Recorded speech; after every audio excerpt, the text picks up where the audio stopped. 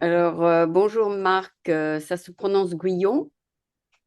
Oui, Guyon. Guyon, ok.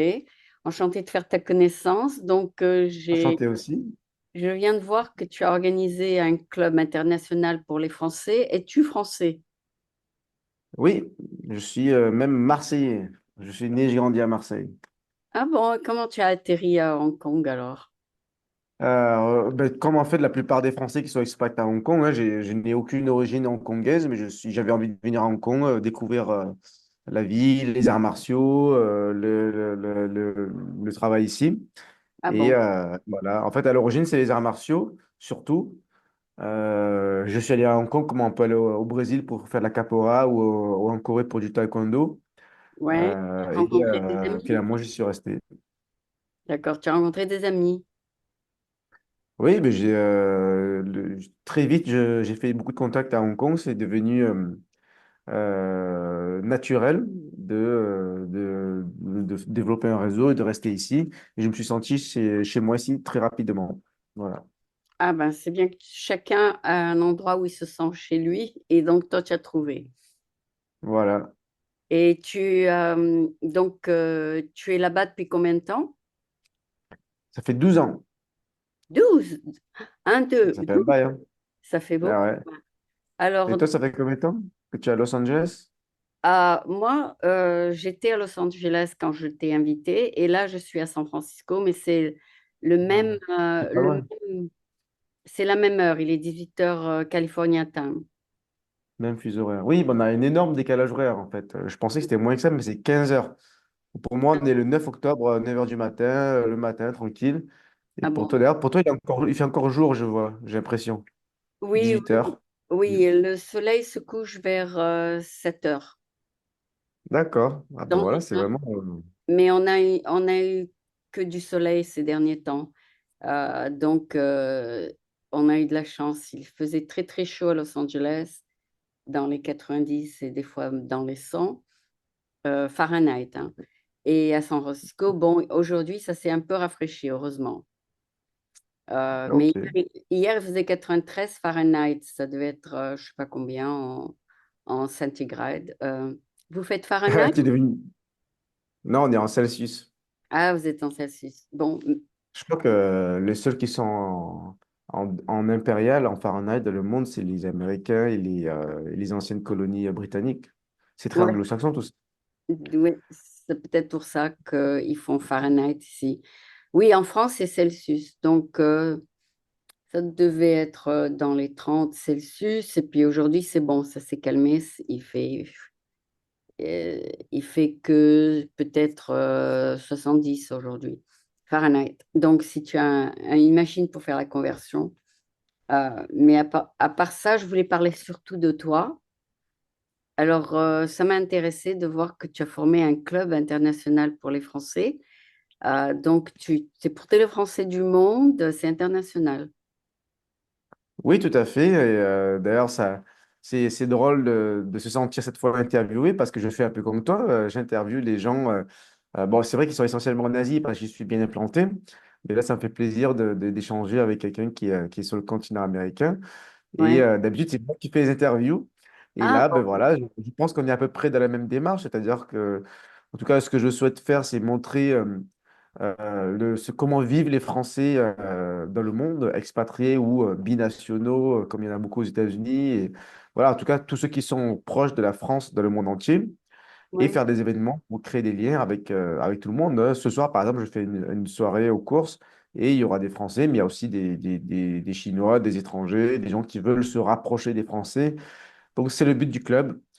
C'est aussi un club business dans le sens où on met en relation les personnes. Donc voilà, c'est à la fois un rôle de club et de média. Et on peut dire aussi événementiel parce qu'on fait des événements. Voilà. Ah ben, moi, je fais un peu la même chose ici. Donc, je filme des événements, je, j'interviewe des gens franco-américains. Je préfère faire une partie en français et puis une deuxième partie en anglais à la fin, juste un peu plus court. Et donc, c'est bilingue, c'est un show bilingue. Bah, Quand ok, ben, très intéressant. Ça ouais. force un peu les gens à apprendre le français, je pense. Oui, c'est Ou surtout inversement, pour présenter ici. la communauté française ici. Ça fait, ouais, Nous c'est bien. avons à peu près 50 000 dans la baie. Donc, ils vont et viennent, hein. 50 000, c'est énorme. Ouais. Oui, mais dans la baie, hein, c'est grand la baie. La baie de San Francisco, ça comprend toutes les villes autour. Ça comprend le East Bay, le North Bay, le South Bay, donc la Silicon Valley, tout ça. Donc, on se rencontre de temps en temps dans des meet-up comme toi. Et, et c'est jamais les mêmes personnes qu'on rencontre. Il n'y a qu'un tiers qui est régulier, mais les autres, c'est des gens qui sont de passage. Oui. C'est logique, c'est toujours pareil. C'est pareil dans les événements de chambres de commerce, d'associations, de tout, quoi. Il y a toujours Ouais, un corps. Ouais, voilà.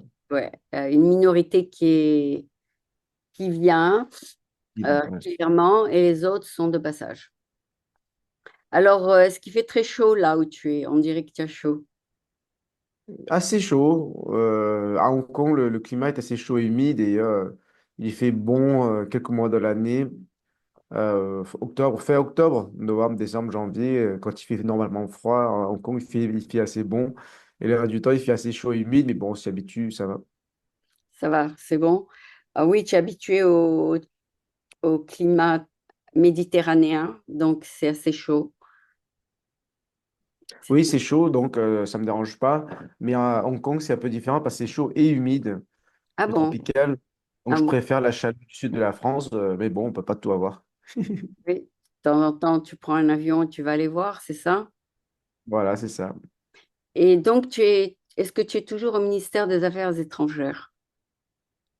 Alors, je n'ai jamais vraiment été ministère. Je suis payé par le ministère parce que je suis un élu local, mais je ne travaille pas pour le ministère. Et donc, Tu es voilà, je suis député? toujours élu. Oui, je suis toujours en lien avec le consulat et le ministère parce que il y a un lien de paiement d'indemnité, mais je ne travaille pas pour eux. Je suis un élu comme il y en a à Oui. San Francisco. Voilà, c'est ça. Euh, Tu es Pas un leur nom, mais délégué. je suis un conseiller. Voilà, il y a des conseillers, il y a des délégués des Français de l'étranger. Je sais Et pas s'il y en a dans San Francisco d'ailleurs. Mais ouais, je suis un élus locaux, des petits d'accord, élus. d'accord. Et tu as été élu donc dans les dernières élections. Oui, en 2021, oui. Ah, d'accord. Vous n'avez pas eu un rappel des élections comme en France, etc. Un rappel des élections, Oui, c'est-à-dire une. il y a eu une dissolution de l'Assemblée, il y a eu une nouvelle Ah oui, élection. oui, mais ça c'est autre chose, ça c'est législative. Ah, toi, tu n'es pas élu. Là que Ah non, je ne suis pas député, je suis élu pour Hong Kong et Macao, tout comme tu peux être élu à San Francisco. Je regarde d'ailleurs qui sont vos élus à San Francisco. Il y en a que j'ai connus, je connais des anciens élus. Voilà. Mais en tout cas, le législative, ça c'est oui, ça c'est en France, à l'Assemblée nationale. Moi, je suis un petit élu comme les conseillers municipaux en France. C'est D'accord. différent. Et tu as été élu à Donc, Hong Kong par les Français de Hong Kong. voilà. Hong Kong et Macao, précisément. Mais voilà, donc c'est local. C'est un petit poste. Oui, c'est pas, il y a rien de petit. Si tu peux avoir un impact sur la France, il y a Oui, rien. tout à fait. C'est toi qui Je suis, euh, prends la je position suis importante ou pas. Donc, à San Francisco. Je vois, vous avez Jean-Pierre Bernard, ouais, Sophie Lartuberville, Loïc Legland, Serge Morel et Warda Souli. d'accord, Voilà, je connais les je noms. vois. Donc, tu es comme le. Je suis comme eux. Ouais, d'accord, tu es élu représentant des Français à l'étranger. Voilà. D'accord, c'est super. Ok, et vous vous rencontrez comme ici de temps en temps ou en ligne ou comment ça se passe à Hong Kong?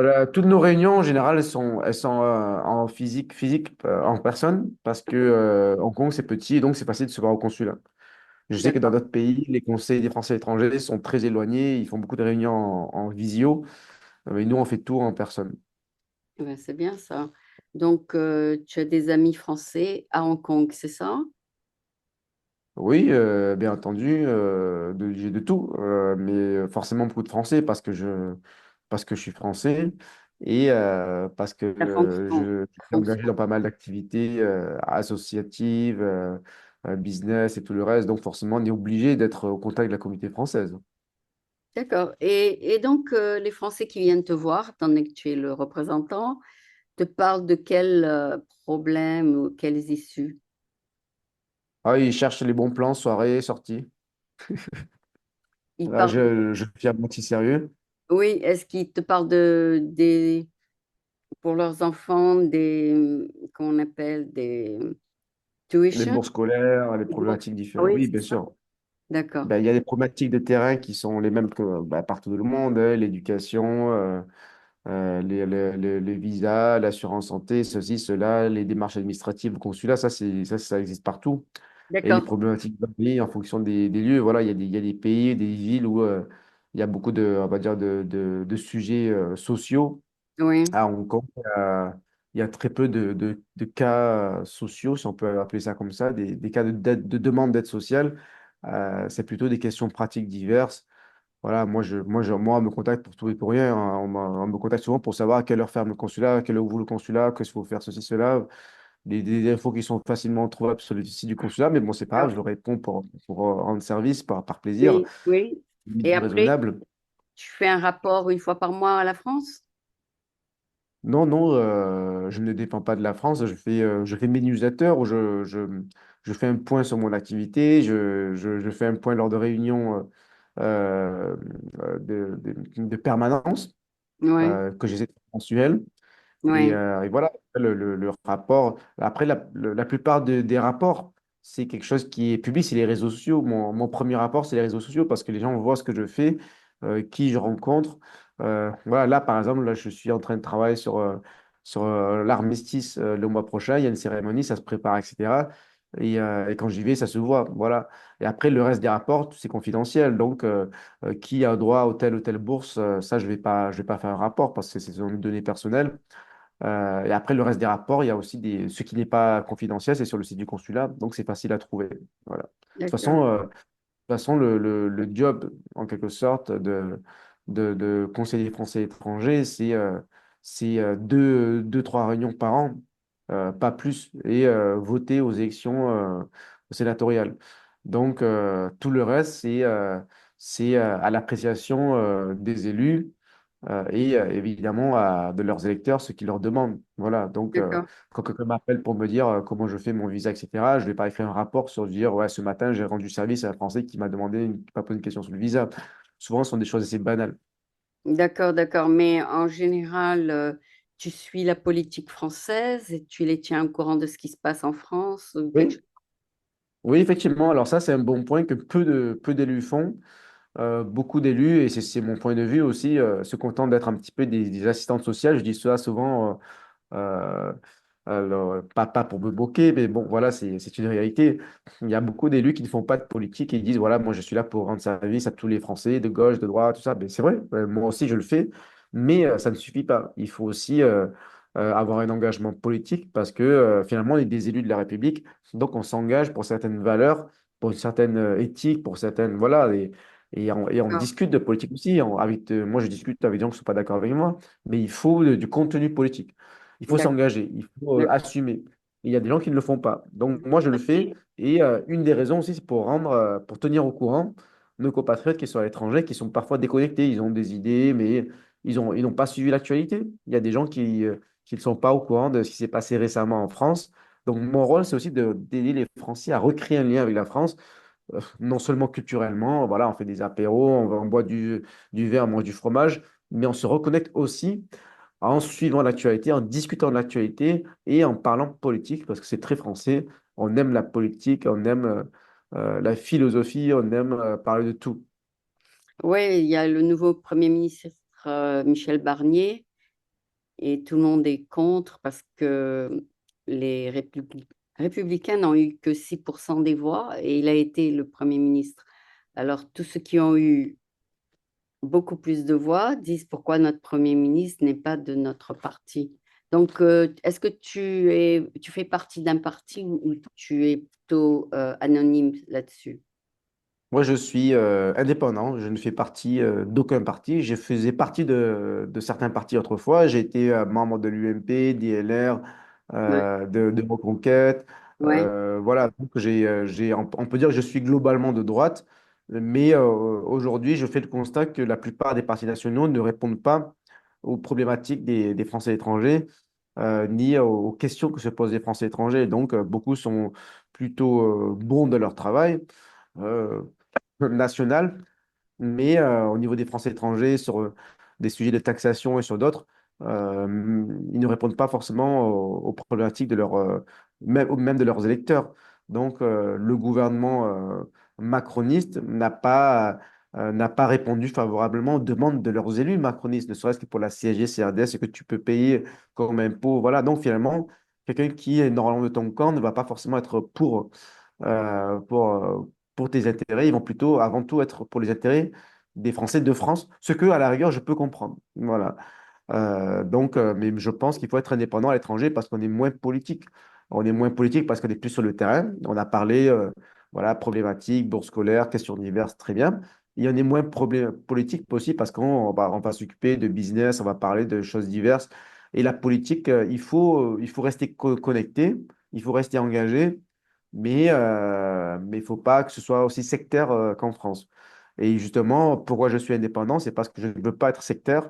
Je parle avec tout le monde, que ce soit les différentes sensibilités de droite, que des gens de gauche, du centre. J'ai aucun problème avec ça. Et c'est ça la culture que je pense qu'il faut avoir à l'étranger, ne pas se coller une étiquette. Non, c'est bien. C'est comme ça, tout le monde se sent confortable de te parler. Mais Voilà, enfin, s'il y c'est a l'objectif. si un des concitoyens vient te voir et qu'il a besoin, disons, de fonds pour commencer, disons, un cours de cuisine française ou pour toi, par exemple, tu as fondé cette euh, association pour les Français, une association internationale, est-ce que tu vas en France et tu demandes des fonds? Je pourrais un jour, je dirais plutôt des investissements plutôt que des fonds dans le sens subvention, etc. Pour clarifier, déjà, ce n'est pas une association genre loi 1901 à but non lucratif, c'est en quelque sorte un petit business, c'est quelque chose de privé. C'est pour ça que c'est aussi que ça joue un rôle de média et d'apporteur d'affaires. Donc concrètement, quand je mets en relation quelqu'un qui veut démarrer un cours de cuisine ou créer une entreprise ou quoi que ce soit, il est possible de prendre des commissions, etc. Donc voilà, déjà, c'est quelque chose de privé. Philosophiquement, je n'attends pas forcément de subventions publiques de l'État français. Je préfère Oui, être indépendant. Je suis d'accord, indépendant des partis et je suis indépendant de l'État. Je ne souhaite pas avoir d'argent public. Voilà, d'accord. tout est privé, ça vient des membres et de leurs initiatives. Ah, ça c'est bien, c'est très très bien. Oui, moi j'ai jamais demandé un sou au gouvernement non plus, mais je me demandais si de ton côté en tant que représentant, tu allais en France et que tu demandais des fonds. Oui, Non, je vais en France, mais en fait, je vais plutôt me renseigner. En fait, je vais plutôt aider les gens à demander. Voilà, c'est-à-dire que les bourses d'accord, scolaires, je vais d'accord, plutôt aider les gens, mais ça, c'est pas pour moi, c'est pour eux. Donc, tout ce qui est caritatif, voilà, je peux organiser des événements pour des associations caritatives. Je l'ai d'accord, déjà fait d'ailleurs. Donc, on peut d'accord, lever des fonds pour une bonne cause, soit le développement durable, soit la cause animale, les enfants, etc. Donc, je fais un apéro vin et fromage, je récolte de l'argent et je donne à l'association. Voilà. Mais c'est pas pour moi et c'est ni pour le CFI qu'on va faire du caritatif. Mais on va aider le caritatif. Voilà. Après, il y en a qui vont me soutenir, mais c'est pour d'autres raisons. Ça va être des raisons politiques. Mais là, c'est Donc, autre chose. C'est pour des subventions, etc. donc c'est un club qui a des membres payants. Oui, il y a des membres payants, il y a des membres gratuits, dans le sens où, en fait, c'est pas vraiment des membres, mais en fait, tout le monde peut rejoindre le club gratuitement, faire partie des groupes Facebook, WhatsApp, Telegram, etc. Et ensuite, il y a des catégories d'adhésion pour ceux qui veulent soutenir, participer, avoir certains avantages. Tout comme les chambres de commerce. Voilà, il peut y avoir un apéro vin et fromage et ça va être 10 pour les membres et 12 pour 15 pour les non-membres, etc. Donc, être membre, ça va apporter des avantages. Et après, il y a ceux qui veulent soutenir encore plus, qui peuvent faire partie de ce que j'appelle un premier cercle, qui aiment mon travail, et notamment le travail de médias que tu fais là, par exemple, etc. Je le fais, et ça, les gens ne payent pas pour voir les vidéos, les interviews, ça c'est normal, mais ils peuvent devenir membres s'ils veulent soutenir. Voilà, donc il y a ça, c'est une façon de voir les choses. Mais le réseau en lui-même, on peut le rejoindre gratuitement. Donc tout le monde peut le rejoindre. Toi, tu peux le rejoindre. Je t'intéresse, je t'invite à le rejoindre. On peut créer un CFI États-Unis.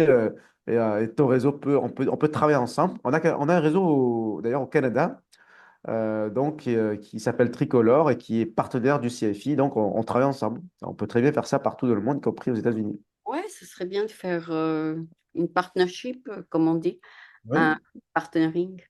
Ce sera intéressant. Donc, étant donné que tu es international, tu invites tous les Français à joindre, c'est ça?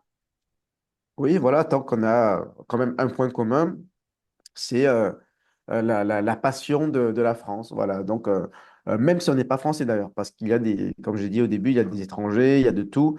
L'important, c'est que les gens veulent se rapprocher de la culture française, apprendre le français éventuellement, mais bon, ils ont un intérêt pour la France. Après, bon, bien Ah entendu, je oui, sais très bien que la plupart des événements, là, ce soir, je fais une soirée aux courses, j'ai mis bière gratuite, il y a plein de gens qui sont inscrits, il y a beaucoup de gens qui ne sont pas français.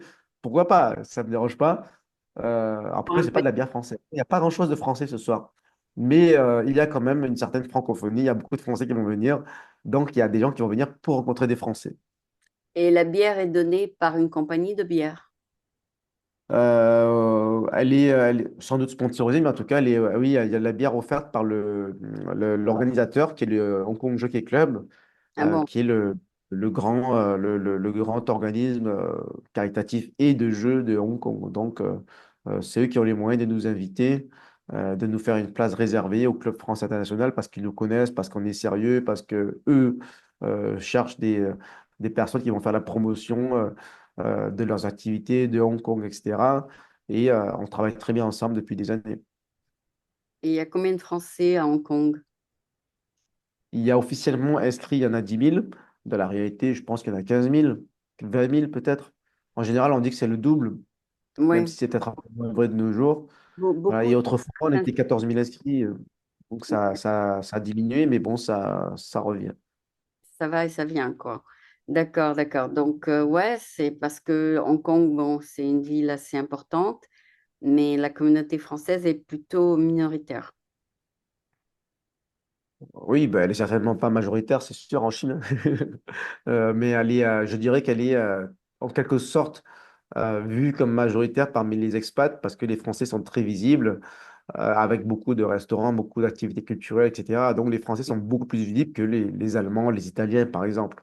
C'est Voilà, vrai. donc on dit souvent que les Français sont très présents culturellement, gastronomiquement, même de manière business, hein, avec toutes les banques françaises, les produits de luxe français, etc. Donc, les Français sont perçus comme étant parfois majoritaires. Oui, oui, très créatifs et ils ont une présence. Et c'est la même Tout chose à à fait, forte présence. Forte présence par rapport au nombre. Ouais, ouais, c'est la même chose ici. On ne voit pas tellement les Allemands ou d'autres ou les Suédois, quoi. C'était vraiment des activités minimes. Mais les Français, ils ont des restaurants, ils ont l'Alliance française, ils ont 7 écoles Hmm. françaises.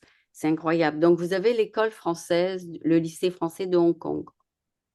Oui, bien sûr, comme dans toutes les grandes villes du monde, qui marche D'accord. très bien d'ailleurs, qui a 100% de réussite au bac, avec beaucoup de mentions très bien. Oui, Ah oui, bon? c'est une bonne réussite. Oui. Tes enfants sont allés au lycée français? Non, parce qu'au début, je trouvais ça très cher. Mais aujourd'hui aussi d'ailleurs, même si c'est moins cher que l'école américaine, etc. Mais aussi parce que mes enfants sont binationaux. Donc, à la rigueur, si ma femme était française, on les aurait mis dans l'école française, mais ma femme est hongkongaise et locale. Donc, pour moi, c'est assez logique qu'ils aillent à l'école locale. C'est comme si ma femme était chinoise et qu'on était en France. Je ne les mettrais pas dans l'école chinoise, je les mettrais dans l'école française. Donc, ils vont à l'école là où ils sont. Et aussi parce que le chinois est très difficile à apprendre et à maîtriser. Donc, je pense que c'est bien qu'il soit à l'école locale ici pour bien apprendre le chinois, surtout que le cantonais est rare. C'est une chance rare d'aller à l'école publique à Hong Kong. Voilà, donc maintenant qu'ils aient ça. Et ensuite, pour le côté français, ben, c'est surtout, c'est mon challenge, je dois m'en occuper. Je m'y mets déjà et je fais le maximum pour que ça fonctionne. Et surtout, pour moi, le côté français, ce qui compte, c'est la langue et on va dire la culture. Le programme national français de l'éducation nationale ne me semble pas forcément le plus efficace pour l'instant. Donc, je n'ai pas vraiment de regret à ne pas mettre mes enfants dans le système éducatif français. Je pense que le niveau est bon à Hong Kong.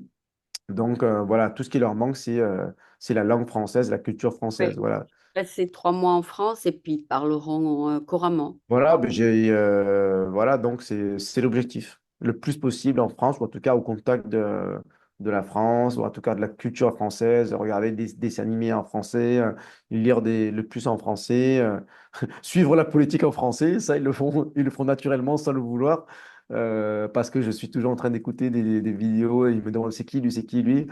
Et y compris mes enfants connaissent Trump, etc. D'accord? Kamala Harris, puisqu'ils voient beaucoup de vidéos dessus en ce moment, Ah, ce qui est d'accord. logique. Donc, moi, c'est Ouais. qui lui? C'est lui, qu'est-ce qui se passe? Ben, bon, je leur explique. Donc, on parle de politique américaine en français à Hong Kong. Oui, oui, dans un mois, il y a les élections ici. C'est très difficile de choisir, hein. Mais c'est bien, Pour certains, peut-être, oui. mais c'est bien que tes enfants puissent te comprendre quand tu parles français, par exemple. Oui, voilà. Donc, ils comprennent de mieux en mieux. Ils ne comprennent pas tout, mais ça va dans la bonne direction. C'est l'essentiel. Oui, bien sûr. De toute façon, il ne faut jamais leur apprendre à un enfant à parler à une langue dans un cours de français. Il vaut mieux aller en personne dans le pays. Tu es d'accord? Ouais. Oui, oui, oui. Ben, être en immersion, c'est toujours l'idéal, c'est sûr. D'accord. Donc, ton club organise des réunions, disons, 1 fois par mois, et puis essaye d'encourager d'autres pays à joindre, c'est ça? Oui, enfin même plus qu'une fois par mois, hein. Au moins 2 fois par mois, 3 fois par mois. En tout cas, où je suis, bah, à Hong Kong, parce que c'est moi qui le gère.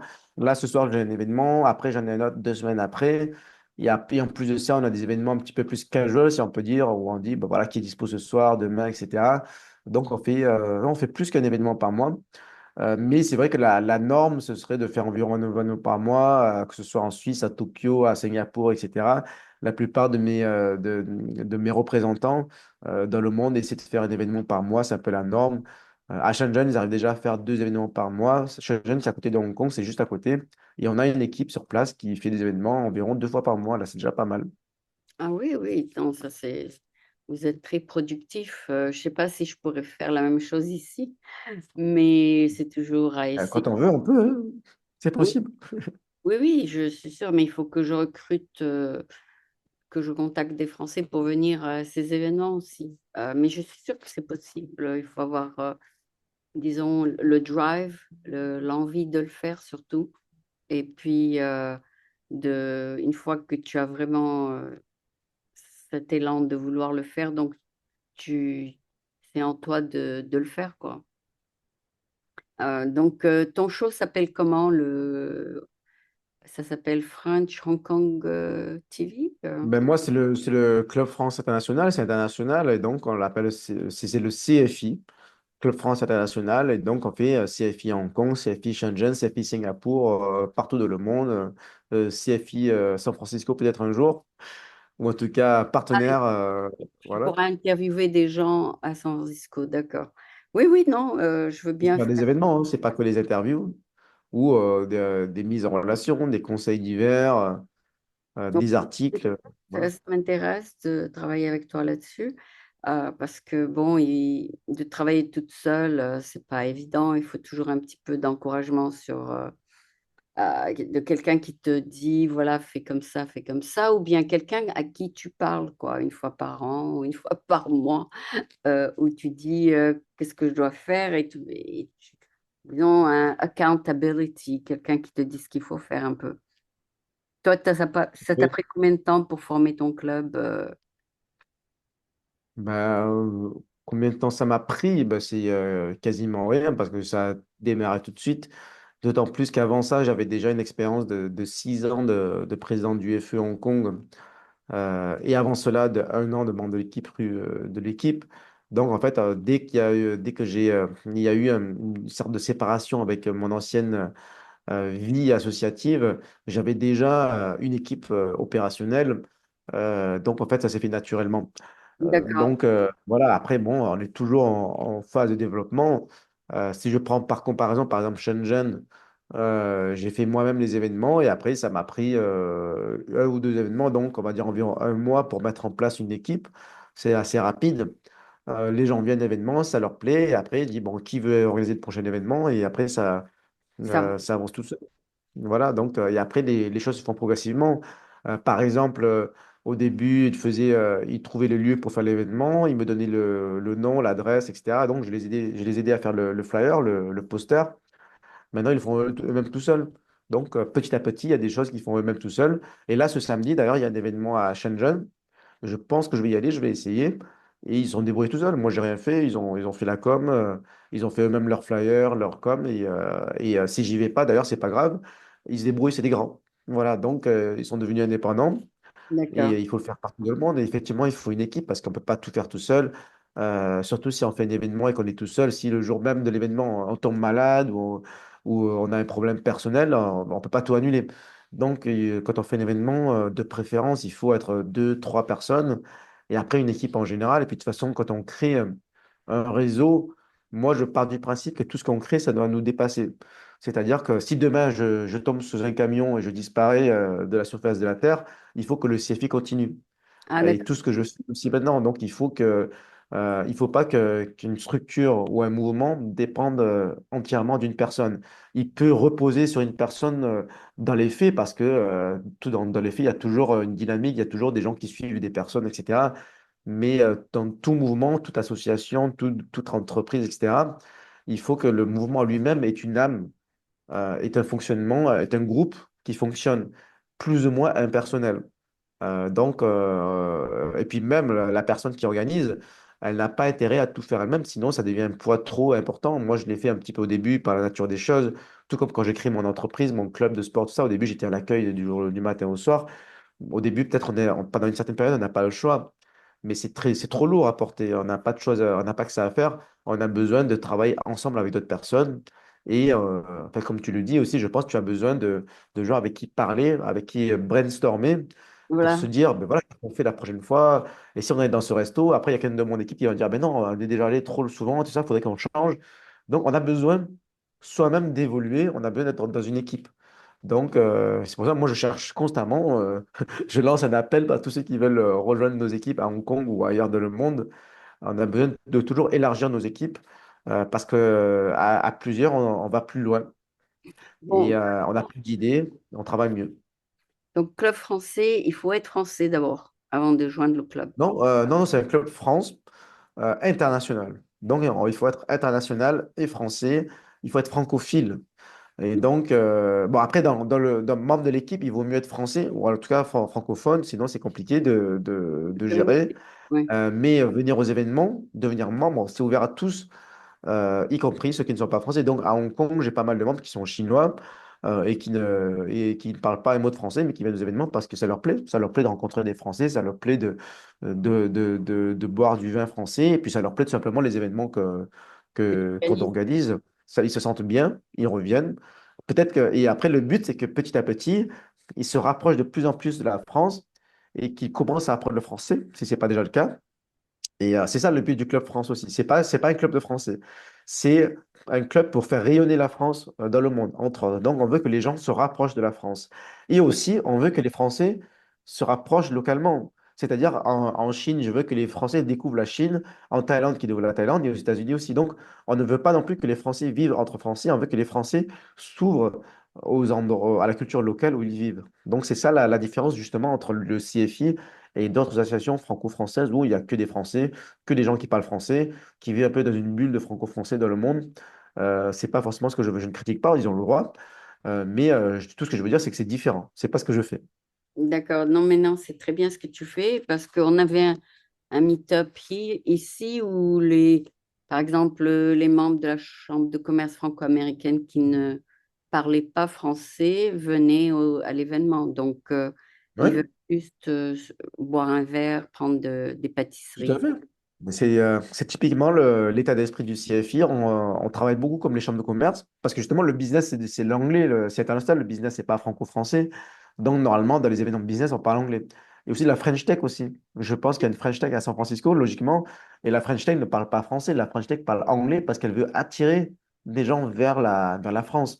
Donc, c'est logique que dans tout ce qui est French Tech, CCI. Et CFI, le Club France, on parle essentiellement anglais. Ça, c'est normal. Si les gens veulent parler que français, ils vont dans les UFE, les accueils, et après, ils font des trucs entre français, ils ont le droit, hein. Oui, la French Tech avait beaucoup de succès. Il y avait plein de monde qui venait. Et bien sûr avant le Covid, mais ça n'a pas redémarré après le Covid. C'est-à-dire, quand tout s'est fermé, ça n'a pas réouvert. C'est ça le problème. Ouais. Ben ça, c'est le problème de toute vie associative, c'est-à-dire que c'est fait par des bénévoles et ça dépend entièrement de la bonne volonté et surtout de la disponibilité, bien entendu, des équipes sur place. À Hong Kong, à Shenzhen, j'ai la chance de bien travailler avec la French Tech parce que je sais que le board est de bonne qualité, travaille avec tout le monde, y compris des gens comme moi. Alors que dans d'autres endroits, peut-être que les gens ont autre chose à faire, ils sont très occupés. Professionnellement, ils sont déjà trop pris et il manque les bonnes volontés pour développer la French Tech. Ça, je sais parce que c'est bénévole, c'est pas payé, et donc tout le monde n'a pas forcément envie de faire ça. Et là, c'est pas le problème de la French Tech ni de quoi que ce soit, c'est juste que c'est le problème des ressources sur place. Il n'y a pas les quelques Français qui sont capables d'animer une communauté. Parce que c'est pas aussi simple que ça. C'est pas dire, tiens, j'ai envie de faire la French Tech ou j'ai envie de faire le CFI ou j'ai envie de faire un show ou quoi que ce soit, que ça se fait tout seul. Il faut avoir certaines compétences, il faut avoir certaines qualités, parfois peut-être des qualités innées ou voilà, enfin, qui ne s'apprennent pas forcément. Il faut avoir envie. Bon, Il faut ouais, avoir envie de rencontrer du monde, il faut avoir envie d'organiser, il faut le faire avec plaisir. Il ne faut pas que ce soit un ouais. fardeau. Voilà, c'est ça. Ce soir, je fais un événement, je le fais avec plaisir. Même si Et j'étais pris, je le ferais. Enfin, voilà, c'est tout naturel pour moi, mais pour d'autres, c'est pas naturel. moi aussi, c'est Donc, naturel de faire le voilà. show. Oui, c'est naturel pour moi de faire le show parce qu'il n'y a pas tellement de Français ici commercialement qui font une. Je suis le seul programme français aux États-Unis qui est bilingue. Euh, mais toi, tu as une troisième profession, c'est-à-dire tu es bénévole dans deux organisations et tu as une profession? Je suis, je suis pas vraiment bénévole dans quoi que ce soit, à part peut-être mon rôle de conseiller des Français de l'étranger. Mais même ça, c'est à discuter parce que je reçois une indemnité qui n'est pas pour le travail, mais pour les frais divers. Oui, Mais c'est une forme de rémunération quand même. En tout cas, moi, à l'origine, je suis contrôleur de gestion. Je suis de formation business finance. J'ai fait une école de commerce, enfin un IAE en France, oui, Aix-en-Provence, pour information, près de là où je suis, à Marseille.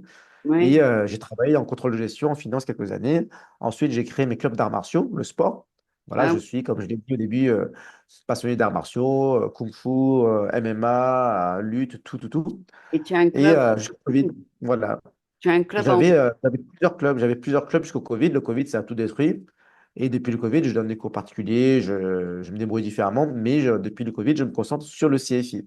Donc voilà, j'ai plusieurs activités, on peut dire ça. Oui, La première activité, c'est le CFI, ce qui me prend le plus de temps maintenant. La oui, deuxième activité, c'est encore quelques entraînements, quelques cours que je donne, essentiellement pour le plaisir, parce que moi-même, je m'entraîne encore aussi. Là, d'ailleurs, ce midi, là, dans pas longtemps, je vais aller m'entraîner. Je vais donner un cours, mais c'est plutôt un entraînement avec des membres du CFI, d'ailleurs. un, C'est le un CFI cours Fight de, Club un cours de quoi? Judo? d'arts martiaux. Arts martiaux mixtes. Aujourd'hui, on va se concentrer sur le grappling, sur la lutte. Voilà. Karaté. Et donc, en fait, je donne le cours, je vais aider les débutants, mais moi-même, j'en profite parce que moi-même, je m'entraîne. Et d'ailleurs, j'ai une compétition le mois prochain. Donc, ça, c'est une activité aussi, enfin, pas à temps plein, mais c'est une activité importante parce que je suis un compétiteur. Je fais encore de la compétition, donc je m'entraîne beaucoup pour rester au top niveau. Ah, c'est Donc, voilà, il y a le CFI, il y a le sport et il y a la politique. La politique, ça prend beaucoup de temps aussi. Mais la politique, ça ne paye pas pour l'instant, à part les quelques-uns qui me soutiennent financièrement. Et merci à eux. Et la politique, ça reste, voilà, ça reste un engagement qui prend beaucoup de temps et qui, pour l'instant, n'est pas vraiment payant. Et Mais puis, la politique, c'est pas non plus l'objectif. quand tu dis la politique, tu as dit que tu n'es pas délégué. Tu es délégué? Je ne suis pas député. Je ne suis Ah, pas député à l'Assemblée nationale. Voilà, mais d'accord. je suis conseiller des Français de l'étranger. Je suis un élu local. J'ai une toute petite indemnité qui couvre le taxi que je prends pour aller au consulat, etc. Mais c'est pas une activité qui rapporte qui apporte une rémunération et ni une indemnité suffisante. Mais de toute façon, même même si un jour je suis député ou sénateur, c'est pas ça qui rapportera parce que par rapport au coût de la vie à Hong Kong, c'est pas grand-chose. Donc, je D'ac- ne compte pas sur la politique, je compte plutôt sur le CFI et d'autres, et toutes les autres activités que je fais. Ah La ben, politique, ça reste un engagement par conviction et parce qu'il faut faire certaines choses. Et parce que ok, j'y crois. ça m'intéresse d'essayer de faire quelque chose CFI à San Francisco. Pourquoi pas? On peut toujours essayer, n'est-ce pas? Ben oui, avec plaisir. Ça peut démarrer par un partenariat, tout simplement, hein. C'est-à-dire on se référence. Si quelqu'un, en fait, c'est très simple, quelqu'un me dit demain, tiens, j'ai un business trip à San Francisco, je connais personne. Est-ce que tu as un contact à me recommander pour des questions diverses? Ah ben, je lui dis, ben voilà, contacte Aline, c'est notre, on va dire, notre contact utile à San Francisco. Et ça démarre comme ça. Et après, avec le temps, on peut développer ce partenariat. Ça me fait plaisir d'entendre ça. OK, comme je t'ai dit, c'est un show bilingue. Je voudrais faire une petite partie de peut-être 15 minutes en anglais. J'assume que Ah, tu je vas... parle pas du tout anglais. Ah non? Bah, je rigole. Si, si, il n'y a pas de problème. Okay, okay. So we have with us now Mark Nguyen, who is in Hong Kong, I believe, and who has multiple activities. One of them is the Club Français International. So it's an international club for French people, and also non-French people are welcome to join. And his role is to get the French people together in activities and interest or meetups where the club members get to know each other and make contacts. So you started this club how long ago? About 2 years ago, 2 years. when we actually it started when we started the campaign for French elections, and there were quite some tensions in the French community in Hong Kong, and it was easier for me to do my own club with the Yeah, people who had the same mindset as me. yeah, So yes, like you said, we still together a community of people who are like-minded, like to organize events, and it's also a lot of business networking. We are not just here to get drunk and party, although we do a lot of that. But we mostly want to connect the right people together. So I would say number one is business networking. Number two is a kind of media, show what people do in Hong Kong, what French people do in the community and their friends. And number three is events. Yes, tonight we organize an event. We do some after work, we do some dinners, some lunches. So we connect each other.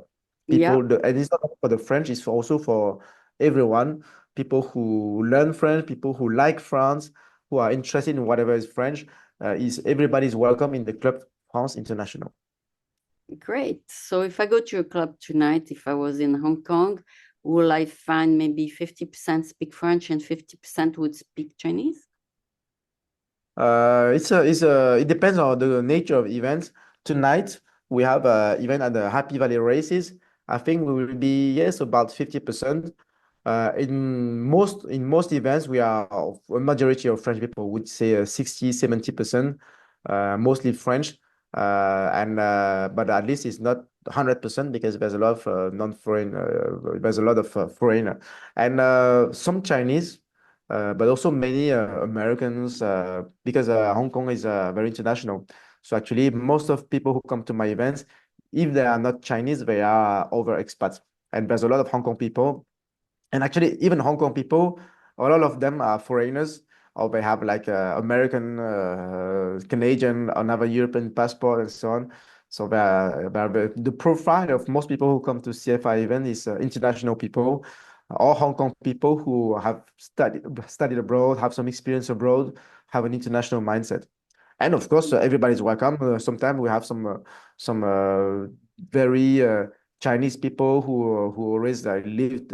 I would now I have more and more Chinese events in mainland China, and we have some Chinese people who are curious, who wants to get in touch with the French community, and they come to our events.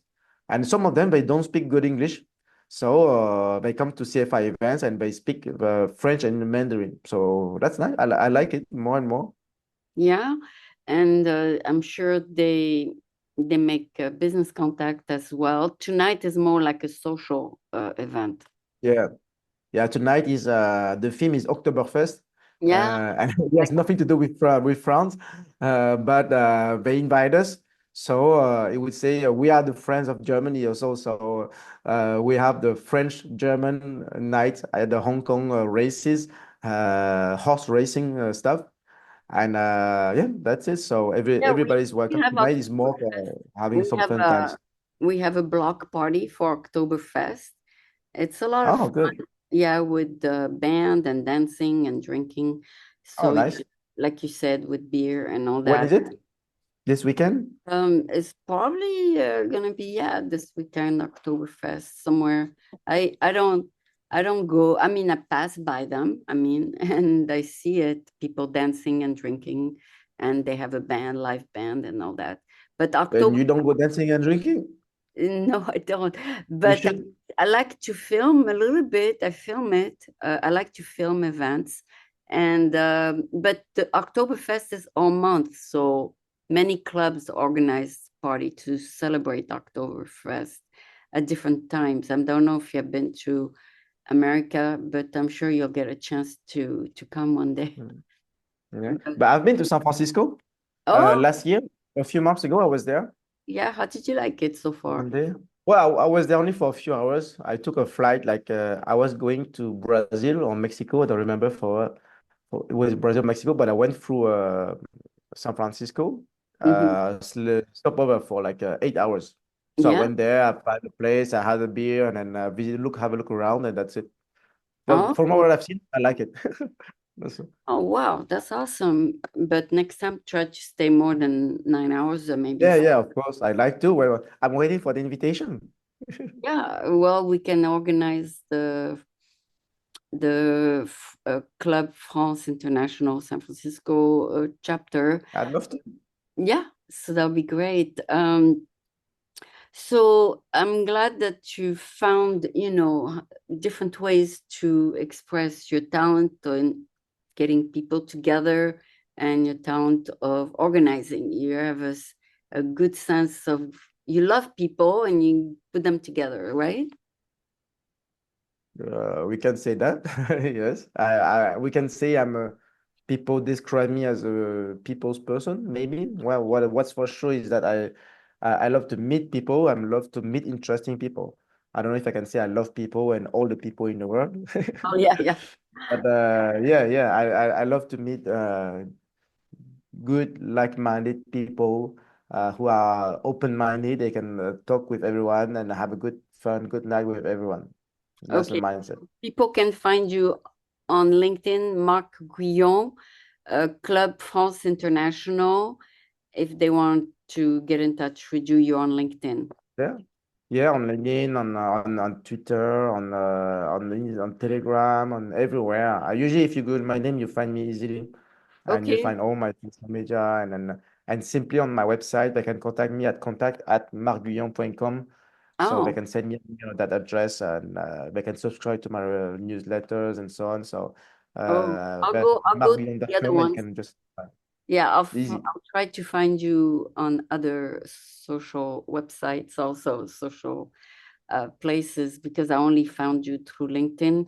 I use mostly LinkedIn because I am not too much into, dancing in front of my camera or any of those. But anyway, thank you so much for accepting my invitation. I will follow up with you on the interview. As you can see, it's getting dark in San Francisco. So it's Yes, almost, yes, you are becoming a bit more and more blurred. yeah, so that's why I'm kind of ending the interview so I can get up and turn on the light. So thank you so much. It's been a great pleasure. Okay, have a good evening. You too enjoyed the event tonight. Thank you. Bye bye. Bye.